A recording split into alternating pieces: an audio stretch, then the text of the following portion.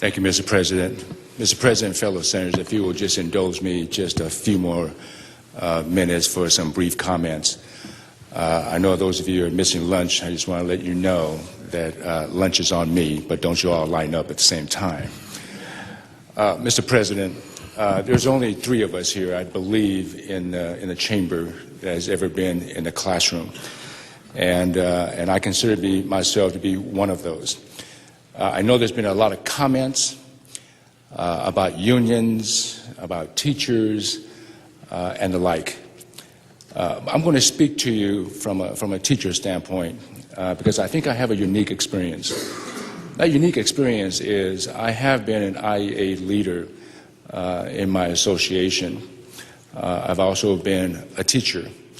I've directed programs at university related to education.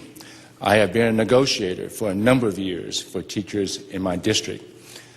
So I believe when I tell you that the process works at the local level when it comes to bargaining. There was not one time that we ever walked out of a bargaining table that we didn't have a good feeling of what we arrived at. And it's because there was a give and take process. There were problems that cropped up from the teacher standpoint, from an administration standpoint. We worked those out. We worked it out. We came out of every single session understanding the issue, understanding the problems, and we worked it out, and we placed it in a contract. Everyone knew what was in that contract. Everybody had a consistent follow-through of how we're going to handle the problems that arise in the local school districts. A lot of talk has been talked about bad teachers. Let me give you an experience I had a few years ago.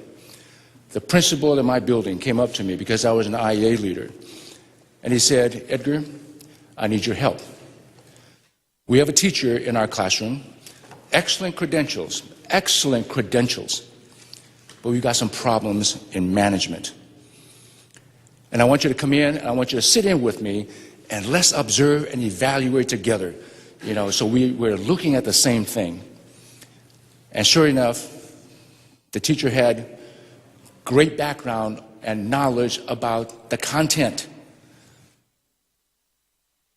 But the management needed some help of students. And so I was sitting there, and there were probably 28 math students. And as she was working with one, she spent 15, 20 minutes on this one student without knowing what was going on with the other 24. And it was a problem.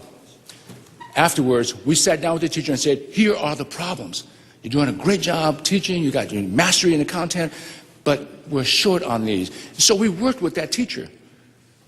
We worked with the teacher, outlined a plan by how we were going to improve the management, the key weakness of that teacher. After a few months, it didn't work out. We all concluded that this isn't going to work. The teacher never came back. So we, as an association, as a union, we do not want to keep bad teachers. There is a vehicle by which we take care of that. So I just want to be able to just let you know that I do have some experience. And ladies and gentlemen, the schools is working. I keep hearing that our kids are not coming out educated. Ladies and gentlemen, these kids know more about technology than you can ever imagine. We have kids that are doing some great things at major universities in this country, coming from our public schools. Something is going right. So, ladies and gentlemen, I'm just going to conclude just by telling you, I don't know much about a lot of things, but I do know this. I do know this. And if you take everything from this floor, set everything aside for what you heard so far, if you take anything, take this, because I do know something about this. This bill is going to hit at the heart of every teacher.